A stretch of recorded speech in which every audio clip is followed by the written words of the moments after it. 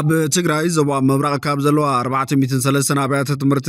189 ትምህርቲ ኣቋሪፀን ኣለዋ። ትግራይ ኣብ ኣዲስ ኣበባ ምኼራ ብዝብል ምኽንያት ውዲት ንምፍጻም ዝተፋሓሰ ድራማ ይክብል ጊዜያዊ ምምሕዳር ትግራይ ከፍልጥ እንከሎ ውድብ ስምረት ድማ ናይ ሓቂ ምኽክር ክካየድ ዝኽእል ህዝቢ ኣብ ዘለዎ መሬቱ ኣብ ዘለዎ ንፀገሙ ኣብ ዘለዎ ቦታን ጥራይ ኢሉ ኣሎ። ላዕሊ 20 ኣዘዝቲ ሰራዊት ዝርከብዎ ጉጅለ ልኡኹ ላዕለዎት ወተሃደራዊ ሰበስልጣን ኤርትራ ኣብ ኢትዮጵያ ምብጻሕ ከም ዘካየዱ ተፈሊጦም ኤሚራት ዓረብ ግዳይ መጥቃዕቲ ኢራን ምዃና ንኢትዮጵያ ሩፍታ ከም ዝፈጠረላ ተገሊጾላ። ሰላም ጫና ሃበልና ቤተሰብ ኩሉ ሚድያ ንሰዓት ዝሓዝናይ ማሕበረታታት ብቐንዲ ነጥብታት ፈሊምናዮም ንሰናይ ምክትታልኩም ብኽብሪ ብምዕዳም ናብ ዝርዝሮም ኣቢልና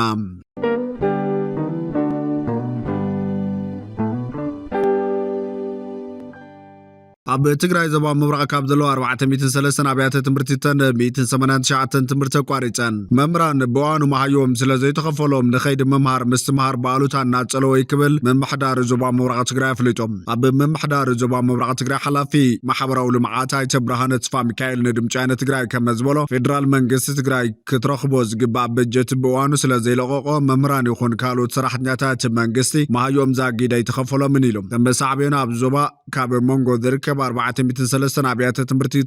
189 ኣብያተ ትምህርቲ ሙሉእ ንሙሉእ ከይዲ ምምሃር ምስትምሃር ዘቋረፃ ኮይነን ካልኦት ኣብያተ ትምህርቲ እውን መሃያ መምህራን እንድሕር ዘይተኸፊሉ ኣብ ሓደጋ ከም ዘለዋ ኣረድዮም። ከም መፍትሒ ከይዲ ምምሃር ምስትምሃር ከይቋረፁ ወረዳታት ይኹን ከተማታት ካብ ውሽጣዋታዊን መሃያ ክኸፍላ ጊዜያዊ ምምሕዳር ትግራይ ኣንፈት ስለ ዘቐመጠ ከተማታት ዓዲግራት ውቕሮ ሓውዝየን ዕዳጋ ሓሙስ ፍረወይንን ኣፅበን ዳስላሰን ናይ ወርሒ ለካቲት መሃያ መምህራን ዝኸፈላ ኮይነን ካልኦት ገጠር ወረዳታት ግና ዓቕሚ ስለ ዝሓፀረን ዛጊድ ኣይከፈላን ኢሎም። ስለዝኾነ ድማ ሓዚ እውን ነዚ ፀገም ኣብ ግምት እትዩ ፌደራል መንግስቲ በጀት ትግራይ ክልእኽ ኢና ንፅውዕ ዝበለ ኣይተ ብርሃነ እዚ ምስ ዘይፍፀም ግና ተምሃሮ ትግራይ ክረኽብዎ ዝግባእ መሰል ምምሃር ይኽልከሉ ከም ዘለው ማሕበረሰብ ዓለም ክፈልጦ ብዝተወደበ መንገዲ ክስርሐሉ ከም ዘሎ ገሊፆላ። እዚ ከምዚ ኢሉ እናሃለወ ኣብ 18 ገጠር ወረዳታትን ከተማታትን ዞባ ምብራቕ ትግራይ ልዕሊ 7700 መምህራን ኣብ ከይዲ ምምሃር ምስትምሃር ዝነበሩ ኮይኖም ኣብ 403 ኣብያተ ትምህርቲ ድማ ላዕሊ 200,000 ተምሃሮ ከቲቶም ኣብ ማዕዲ ትምህርቲ ከም ዝነበሩ ዝፍለጥ እዩ። ምስ ምቁራፅ በጀት መምህራን ተኣሳሲሩ ዳርጋ ብመላእ ከተማታት ትግራይ ብሶሉስ መጋቢት 15 ተምሃሮን መምህራንን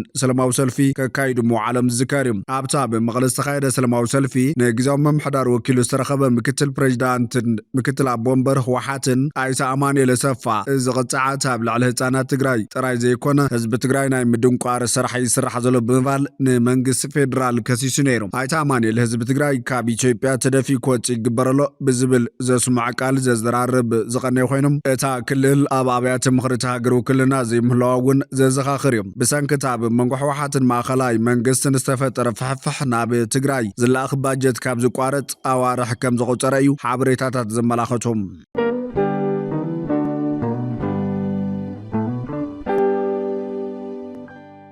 ትግራይ ኣብ ኣዲስ ኣበባ ምኼራ ብዝብል ምኽንያት ውዲት ንምፍጻም ዝተፋሓሰ ድራማ ይክብል ጊዜያዊ ምምሕዳር ትግራይ ካፈልጥ እንከሎ ውድብ ስምረት ድማ ናይ ሓቂ ምኽክር ክካየድ ዝኽእል ህዝቢ ኣብ ዘለዎ መሬቱ ኣብ ዘለዎን ፀገሙ ኣብ ዘለዎ ቦታን ጥራይ ኢሉ ኣሎ። ኣይተ ጌታቸው ረዳ ብወገኑ ኩሉ ትግራይ ኣብ ጉዳይ ትግራይ ሓሳብ ናይ ምሃብ መሰል ኣለዎ ካብዚ መድረኽ ምኽክርን ዘተን ብዙሓት ጠቐምቲ ሓሳባት ክርከቡ እዮም ኢሎም። ብኮሚሽን ሃገራዊ ምኽክር ኢትዮጵያ ዝተዳለወን ትማሊ ኣብ ከተማ ኣዲስ ኣበባ ዝጀመረ መድረኽ ምእካብ ኣጀንዳ ንምልላይ ተሳተፍትን ረኸበ ዋና ፈጻሚ ጉዳይን ሓላፊ ሚድያን ኮሙኒኬሽንን ውድብ ስምረት ኣይተ ብርሃነ ገብረ ኢየሱስ እቲ መድረኽ ዘተን ሪፖርት ጥራይ ክውዕል ከም ዘይግባእ ተሓሳሲቡ እዩ። ህዝቢ ትግራይ ኣብ መንጎ ሞትን ህይወትን ኣብ ዘለሉ ኩነታት መሰረታዊ ሕቶታቱ ከይተመለሱ ዝግበር ዘተን ህዝቢ ትግራይ ቁንጠት እዩ። ሕገ መንግስታዊ ግዛት ትግራይ ኣብ ዘይተኸበረሉ 40 ሚእታዊ ዝኸውን መሬት ትግራይ ኣብ ትሕቲ ወረርቲ ኣብ ዘለሉን ሚልዮናት ህዝቢ ተፈናቂሉ ኣብ ዘለሉን ኩነታት ዝግበር ዘተ ነቲ ሱር ሰዲዱ ንዘሎ ፀገም ህዝቢ ዝፈትሕ ከም ዘይኮነ ዝገለጸ ኣይተ ብርሃነ ህዝቢ ትግራይ ዝበፅሐሉን ፀገም ዝፈትሐሉን መንግስቲ ሲኑ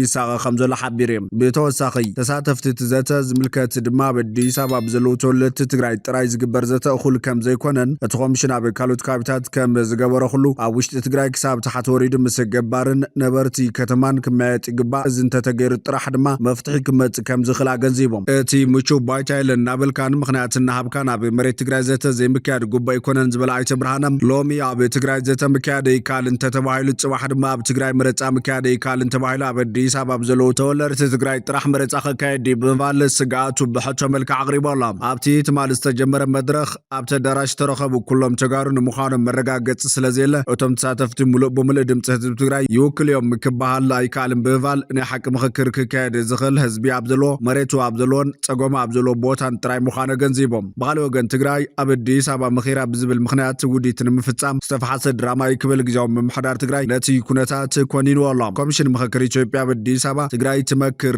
ብዝብል ዘካየዶ መድረኽ ትግራይ ኣብ ኣዲስ ኣበባ ምኺራ ብዝብል ምክንያት ውዲት ንምፍፃም ዝተፈሓሰ ድራማ ምዃኑ ምክትል ፕሬዚዳንት ግዜያዊ ምምሕዳር ትግራይ ኣይተ ኣማኑኤል ኣሰፋ ገሊጹ ኣሎ። ኣይተ ኣማኑኤል ኣሰፋ ኣብ ዕላው ፌስቡክ ገጹ ኣብ ዘርጎ ሓበሬታ ነበርቲ ኣዲስ ኣበባ ብሽም ምክክር ዝመየጡ ዘለዉ ንኣዲስ ኣበባ ወኪሎም እምበር ብሄሮም ወይ ዝተወለድሉ ክልል ወኪሎም ኣይኮኑን ኢሎም ኣብዚ ሰዓት ከተማ ኣዲስ ኣበባ ኩሎም ብሄር ብሄረሰባትን ህዝብታትን ይነብሩላ ስለዚ ኣዲስ ኣበባ ከም ከተማ ክትመክር ከላ በዞም ነበርታያ ትውከል ኢሉ ካብዚ ወፃኢ ተወለድቲ ኣዲስ ኣበባ ይኹኑ ብዝተፈላለዩ ምክንያት ናብታ ከተማ ዝመፁ ሰባት ዝተወለድሉ ክልል ብሄር ወይ ብሄረሰብ ወኪሎም ተማኸርቲ ወይ ተመከርቲ ክኾነ ይኽእልን ኢሎም ነዚ ድማ ኮሚሽን ምክክር ኢትዮጵያ ኣብ ኣዲስ ኣበባ ኦሮሚያ፣ ኣምሓራ፣ ሲዳማ፣ ዓፋር፣ ሶማሌ መኺረን ዝብል ዜና ቅድሚ ሕዚ ዘይነገረና ክብል ገሊጹ ኣሎ። ህዝቢ ትግራይ ንክመክርን ክዘራረብ ንዘኽእሎ ክልላዊ መንነቱ መንዚዕካ ፈሓቢልካ ንድሕሪ ምውዳእ ትግራይ ኣብ ኣዲስ ኣበባ ምኺራ ብዝብል ምክንያት ውዲት ንምፍፃም ዝተፈሓሰ ድራማ ካብ መጀመርቱ ቅቡልነት ዘይብሉን ፈራሲ ክብል ኣቐሚጡ ቅድሚ ኩሉ ሰብኣውን ሕገ መንግስታውን መሰላት ህዝቢ ትግራይ ምኽባር ከም ዝቐድም ድማ ረድዩ ኣይተ ጌታቸው ረዳ ብወገኑ ኩሉ ትግራይ ኣብ ጉዳይ ትግራይ ሓሳብ ናይ ምሃብ መሰለሎ ካብዚ መድረኽ ምክክርን ዘተን ብዙሓት ጠቐምቲ ሓሳባት ክርከቡ እዮም ኢሉ ኮሚሽን ሃገራዊ ምክክር ኢትዮጵያ ምስ ኣባላት ሰብ ብፅሒት ትግራይ ብምዃኑ የካይዱ ኣብ ዘሎ ፈላማይ ዙር መድረኽ መተኣኻኽብ ኣጀንዳ ትግራይ ዝተሳተፈ ሚኒስተር ጌታቸው እዚ መድረኽ ምክክርን ዘተን ኣብ ቀጻለብ ትግራይ ክካየድ ተስፋ ከም ዘለዎ ገሊፆም ትግራይ ዝጥምት መድረኽ ምክክርን ዘተን ኣብ ትግራይ ክካየድ ነይርዎ ኣብ ዝተኻየደ ይካየድ ጥራይ ንትግራይን ህዝባን ዝረብሕ ይኹን ዝብሉ ጫፋት ዝተራእይዎ መድረኽ ሎሚ መጋቢት 24 2018 ዓ.ም ካልኣይ መዓልቲ ቀፂሉ ኣሎ። ኣብቲ ኣብ 5 ጉጅለታት ተመቓቒሉ ዝካየድ ዘሎ ሕቶታት ትግራይ ብመልክዕ ኣጀንዳ ናይ ምስናድ ዘተም ነባር ግዛኣትን መንነትን ትግራይ ይመለስ ዘሎ ሕገ መንግስቲ ንትግራይን ህዝባን መሊኡ ብዝረብሕ ግባብ መሊሱ ይፈተሽ ዝብሉን ካልኦት ረዘንቲ ሕቶታትን ርእቶታትን ተንፀባሪቑ ኣሎ ከም ጸብጻብቲ ክባህ ኢትዮጵያ ካብቲ ዝካየድ ዘሎ መድረኽ ምክክርን ዘተን ሕቶን ርእቶን ትግራይ ብብርካ ሃገር ኣብ ዝካየድ ምክክርን ዘተን ዘንፀባርቑ ጉባኤተኛታት ክመርፁ ትፅቢት ይግበር። ኮሚሽን ሃገራዊ ምክክር ኢትዮጵያ ኣብ መኽፈቲ እቲ ዘተ ከም ዝገለጾ ብብርካ ሃገር ኣብ ዝካየድ ጉባኤ ምክክር ልዕሊ 4,000 ተሳተፍቲ ክርከቡ እዮም።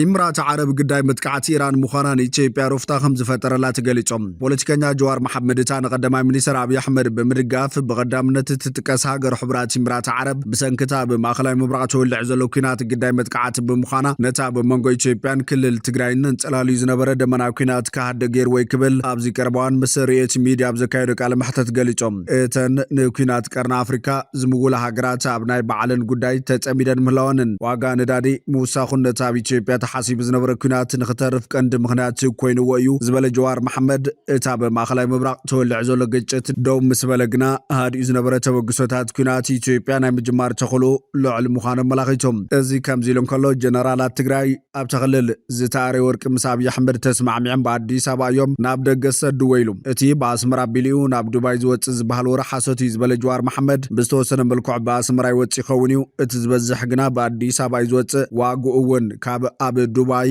ኣብ ኣዲስ ኣበባ ዝኸብር ኢሎም ወሲኹ ድማ እታ ብዝተፈላለዩ ቦታታት ኢትዮጵያ ዘጋጥም ዘሎ ቅልውላው ዘይሕጋዊ ንግዲ ክሰፍሕ ይገብር ከም ዘሎ ነቒፎም ቀዳማይ ሚኒስትር ኣብይ ኣሕመድ ሓደ እዋን ግጭት ምህላው ይጠቕመና ይምባሉ ዘዘኻኸረ ጀዋር ናይ ህልውና ስጋ ዘለዎ ማሕበረሰብ ብዛዕባ ልምዓት ዲሞክራሲ ሰናይ ምምሕዳርን ብልሽውናን ክሓትት ከም ዘይኽእል ገሊፆም እቶም መራሕቲ ነዚ ኩነታት ተበሊፆም ዘይሕጋዊ ተግባራት ይፍጽሙ ብምህላዎም ድማ ሃገርን ህዝብን ይጉዳእ ከም ዘሎ መላኺቶም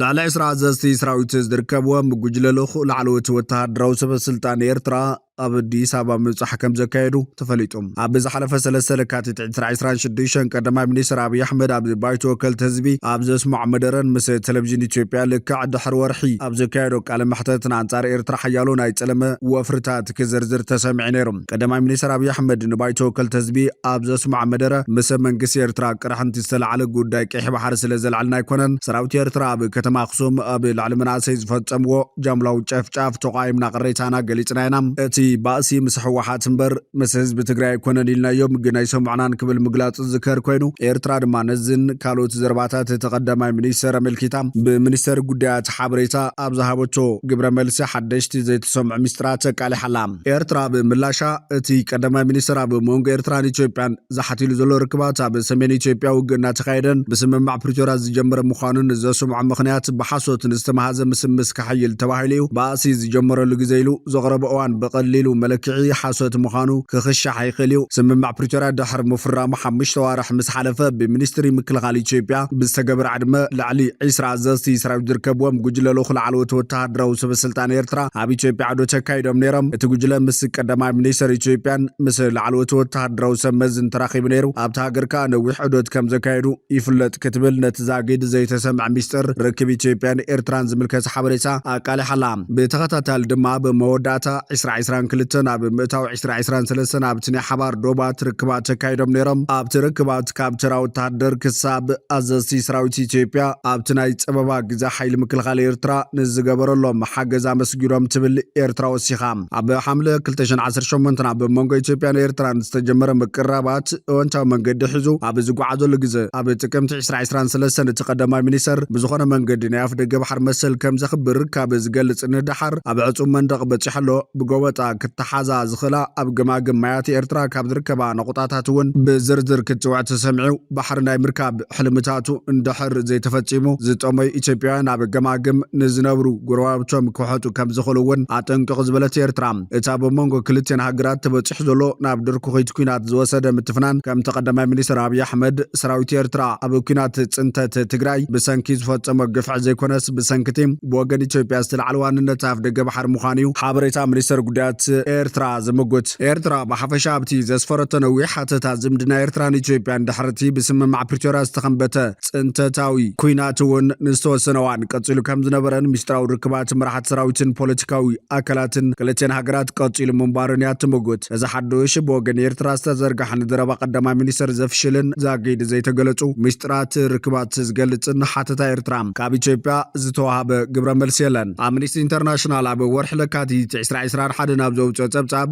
ኣብቲ ኩናት ዝተሳተፉ ወተሃደራት ኤርትራ ኣብ ጥንታዊት ከተማ ኣክሱም ብምእታው ኣብ ውሽጢ 2 መዓልታት ብኣማይት ዝቑጸሩ ሰላማውያን ሰባት ከም ዝቐተሉ ናይ ዓይኒ መሰኻኽር ከም ዝሓበርዎ ገሊጹ ነይሩ። ኤርትራ ነቲ ጸብጻብ ብትሪ ክትነጽጎን ከላ መንግስቲ ኢትዮጵያ ግን ዝተፈጸመ ግህሰት እንተሃልዩ ውሽጣዊ ምርመራ ክካየድ ምዃኑ ገሊጹ ነይሩ። ኣብይ ኣሕመድ ኣብዚ ናይ ዝሓለፈ ፓርላማ መግለጺኡ ክልቲኦም ሓይልታት ንከተማታት ትግራይ ክቆጻጸሩ ምስ ጀመሩ ሰራዊት ኤርትራ ብሽረ ዓድዋ ኣክሱም ዓዲግራት ሓዊሱ ኣባይቲ ከም ዘፍረሰ ንብረት ከም ዝዘመተ ኢንዳስትሪታት ከም ዘዕነወን ማሽነሪ ከም ዝወሰደን እውን ከሲስ እዩ። ኣብይ ኣብቲ እዋን ብሽሞም ዝፀውዖም ላዕለዎት ሰበስልጣናት ጉዳያት ወጻኢ ናብ ኤርትራ ከም ዝሰደደ ብምሕባር ሰራዊት ኤርትራ ነቲ ዘካየድ ዕንወትን ቅትለትን ደው ከብሉ ኣተሓሳሲቡ ምንባር ጠቒሱ እዮም። መቐለ ክናቱ 3 መዓልቲ ምስ ተረፈና ገደብ ኣቐሚጥና ነርና ብዙሕ ሰብ እንታይ ማለት ከም ዝኾነ ይትረድኦን ንሕና ግን ከተማታት ክንቆጻጸር ከለና እናሰዓቡ ይኣትዉ ስለ ዝነበሩ ኣብ ውቕሮ ንዓቶም ዝዓገተ ሓይሊ ስፊርና ኢና ናብ መቐለ ኣቲና ኢሉ እንተዘይኮይኑ እቲ ኩናት ምስ ወያነ ምዃኑ ተሪፉ ምሳኸም ክኸውን ኢልናዮም ክብል ዝገልጽ ቀዳማይ ሚኒስትር አብይ አሕመድ ቅድሚ ሕዛብ ኣኼባ ባይቶ ወከልቲ ህዝቢ ብተደጋጋሚ ንሰራዊት ኤርትራ ክመጎስ ከም ዝተሰማዕ ግነ ይርስዓን ኣብ ዝዋን ብሕቶ ኣፍ ደገ ባሕር ብዝተፈጠረ ምሰሓብ ክልቲኦም መንግስታት ብቓላት ኣብ ምክሳስ ተጸሚዶም ኣለዉ። ዝምድና ክልቴን ሃገራት ዝተበላሸው ኣብ መንጎ መንግስቲ ኢትዮጵያን ሕወሓትን ነቲ ኩናት ከብቅዕ ውዕሊ ፕሪቶሪያ ምፍራም ስዒቡ ከም ዝኾነ ከዓ ኣብይ ኣብዚ ናይ ዝሓለፈ መግለጺ ጠቒሱ ነይሩ። እንተኾነ ግን ኤርትራ ኣብቲ ትማል ማስያ ዝሃበቶ ግብረ መልሲ ነዚ ኣፍሽላቶላ ኤርትራ ሕወሓት ምልቡ ሙሉእ ከይጠፈ እቲ ኩናት ክዛዘም ኣይነበሮን ብምባል ነቲ ስምምዕ ከም ዝተቃወመቶ ተቀዳማይ ሚኒስትር ምዝራቡ ዝርሳዕ ኣይኮነን። ኣብ ዝሓለፈ ኣዋረ ሓይልታት ትግራይን ሰራዊት ኢትዮጵያ ናብ ኩናት ምሪሖም ዝቐነዩ ኮይኖም ኣብይ ኣሕመድ ግን ገለ ክራሪ ዝበሎ ክፋል ሕወሓት ምስ ኤርትራ ይሻረ ከሎ ብምባል ብባንዳነት ከሲሱ ነይሩ።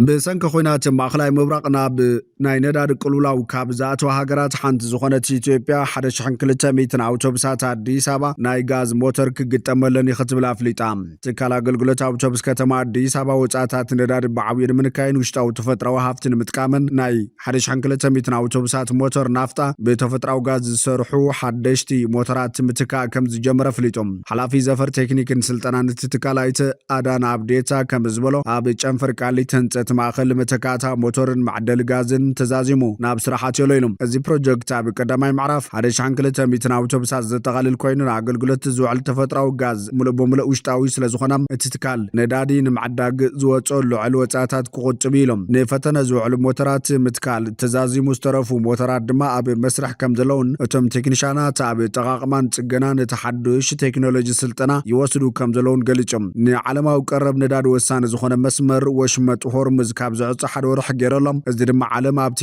ኣብ 1970 ዝነበረ ቅልውላው ነዳዲ ዘስዓቦ ጸገማትን ንላዕሊ ናብ ዝኸፈ ቅልውላው ትሽመም ከም ዘላ ስጋታት ክሓድር ጀሚሮሎም ኣብ ኢትዮጵያ ድሮ ሕጥረ ነዳዲ ኣጋጢመሎ ከም ውጽኢቱ ድማ ስራሕኛታት መንግስቲ ገላብያ ተዕዮ ዓመታዊ ዕረፍቲ ተወስዱ ይግበረሎም ኢንጂነሪንግ ኢንዳስትሪ ግሩፕ ሰራዊት ምክልኻል ቅድመ ሓደ ሰሙን ስራሕኛታቱ ኣብ ውሽጢ ክልተ መዓልቲ ዕረፍቲ ክወጹ ከም ዝኣዘዘ ሬይተርስ ዝረኣየ ሓበሬታ ይረድም ክልል ትግራይ ቅድመ ዝቅልውላው ኣትሒዙ ብልዑል ቀረብ ሕጽረ ነዳዲ ክሳቀያ ካብ ጽንሐ ክልላት ኢትዮጵያ ሓንቲያ ኣብዚ ትካላት ጥዕና ሓዊሱ ብሕጽረት ነዳዲ ኣገልግሎታት ዝሰናኸለሎም ትካላት ብዙሓት ምዃኖም ይግለጹ ተቆጻጻሪ ቀረብ ጻት እቲ ሃገር ኣብ መላእ ሃገር ኣብ ምክፋልን ዕደጋን ነዳዲ ዝያዳ ጽኑዕ ምቁጻር ከም ዝግበር ወጋዑ ገይረሎ ግብጽ ነዳዲ ንምቁጣብ ኣብያተ ምግቢ ድንኳናትን ኣብያተ ሻህን ብእዋኑ ካዕጽዋ ክትዝዝን ከላ ፓኪስታንን ፊሊፒንስን ሰራሕኛታት መንግስቲ ኣብ ሰሙን 4 መዓልታት ጥራይ ክሰርሑ ኣፍቂደናለዋ ከኢላ መራኽብን ዳይሬክተር ማርስከን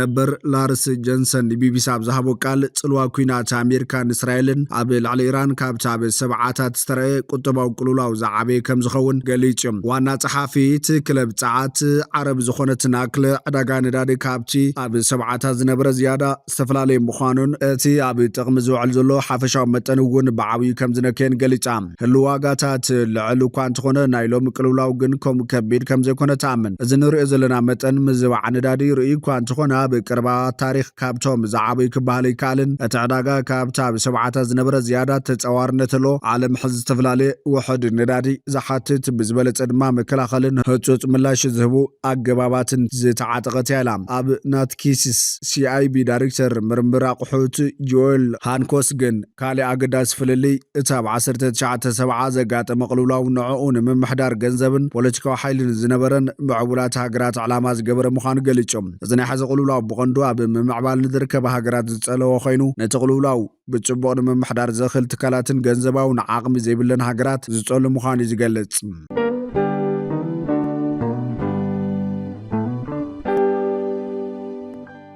حاليتات سومال نقول في مسمر مقادشو بايدوا داغماي كفيتوم منيسر مكلخال الصومالي احمد معاليم فيكي حاليتات منغستي انصار عطوات تقامتي بزكايد وعوت سرحيت نتي مقادشون بايدوان زراخب استراتيجيكاو مسمر ملبمل نسيبلاو منقساس وحس كم زغبر وفليتوم ات منيسر مس هاغراو تلفزيون صوماليا بزغبر قال محتت هاغراو سراويت صوماليا نتم عطوات ጉጅለታት ካብ ወሰንት ቦታታት ጸራሪጎ በመውጻ ኣብ መጀመርታ ናይ ዝሶምን ነቲ ኣብ መንጎርስ ከተማን ዞባ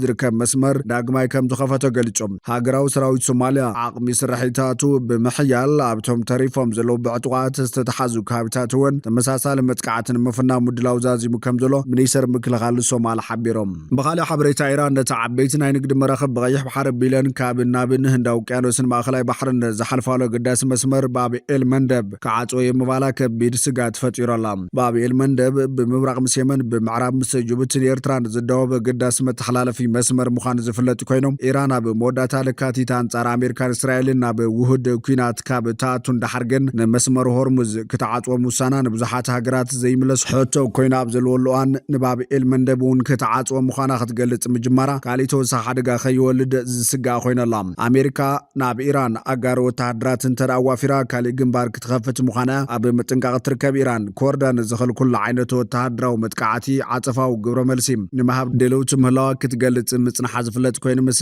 እስላማዊ ሓለዋ ሰውራ ኢራን ጥቡቕ ርክብ ዘሎ ማዕኸን ዜና ታስሚን ብወገናም ንወተሃደራውያን ምንጭታት ኢራን ብምጥቃስ ኣብ ዘርግሖቶ ሓበሬታ ባብኤል መንደብ ሓደ ካብ ኣገደስቲ መተሓላለፊ መራኽቢ ምዃኑን ኢራን ከዓ ኣብ ልዕሊ እዚ መፀባቦ ስጋት ንምፍጣር ድሌትን ዓቕምን ኣለዋ ዝበለት ኮይና ኣሜሪካ ብኢራን ዝወሰደቶ ስጉምቲ ፍረ ይርከቦ ከም ዘየለ እዩ ዘረድም ኣሜሪካ ንቐንዲ መደብር ነዳዲ ኢራን ዝኾነት ደሴት ካርግ እንተደኣ ኣጥቂዓ ኢራን ከም ግብረ መልሳ ብልዕሊ ብመስበር መፀባቦ ባብኤል መንደብ ዝሓልፋ መራኽብ ልክዕ ከም ዝቐደመ መጥቃዕትን ምፍጻም ድልውቲ ምህላዋን ከም እተጥቅዕ ዝጠቐሰት ማዕኸን ዜና ትራምፕን ኔታንያሁ ነዚ ብዝግባእ ከይተረድኦም ናብ ኩናት ዳግማይ ተምሪሖም ከቢድ ሰብኣዊ ዕንወት ክወርድ ከም ዝኾነ ኣጠንቅቓ ዘላ ኢራን ኣብዚ ሳለስቲ ኣብ ዘውፀቶ መግለፂ ድሌታት እስራኤልን ምዕራባዊ ዓለምን ንምምላጥ ጥራሕ ኢራን እትጥቀመሉ ኣብነት ከም ዘለ ዘረድሕ ሕፅር ዝበለ መግለፂ ኣውፅያ ምቕና ዝፍለጥ ኮይኑ ትራምፕ ንዘቕረበ ጠለባት ድሒራ ዝነፀገት ኢራን ናብ ሰላማዊ ዘተ ክተኣቱ ካሓሳ ክወሃባ ውሕስነት ዘላቒ ሰላም ክረጋገጽ ዋንነት ሆርሙዝ ክተረጋግጽን ዝብሉ ነጥብታት ከም ቅድሚ ኩነት ተቐሚጣ ምህላዋ እውን ኣይርስዓን እዚ ከም ዘሎ ኮይኑ ዋጋ $700 ሚልዮን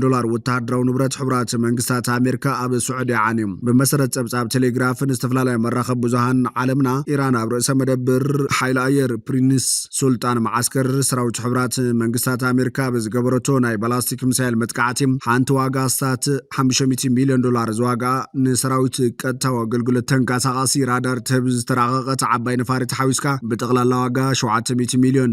ወተሃደራዊ ንብረት ሰራዊት ኣሜሪካ ዓን ይርከብ እዚ እውን ብዘይካትቶም 12 ኣባላት እዚ ማዓስከር ዝኾኑ ወተሃደራት በከቢድ ምቑሳሎም እዩ ዝሞቱ ከም ዘለዉ እውን ገለ ጸብጻባት የረድም ዝተፈላለዩ ተንተንቲ ኣሜሪካ እዚ መጥቃዕቲ ኢራን ብዓቕማ ከም ዘይተካይዶ ይገልጸለው እንተዳ ነቲ ዕላማ ብዝግባእ ንምውቃዕ ሩስያ ናይ ሳተላይት ኣገልግሎታት ሂባታ ዝብል እዮም ብዘይካዚ ኣሜሪካ ብርእሲ ኢራን ብመሬት ወራር ንምካየድ ናይ ኣጋር ሰራዊትን መከናይዝድ ኣሃዱታትን ብበዝሒ ናብ ወሽመጥ ፋርስ ተጓዓዝ ምህላዋ ዘፍለጥ ኮይኑ ስለዝኾነ ኩናት ወሽመጥ ፋርስ ናብ ሰፍ ዘይብል ሰብኣዊ ንዋታውን ክሰራ ዘውርድ ደሉ ደረጃ ኩናት ክሰጋገር ናይ መዓልታት ጉዳይ ጥራይ ምዃኑ ገለ ተንተንቲ ጸጥታን ወተሃደራዊ ክኢላታትን ይገልጹ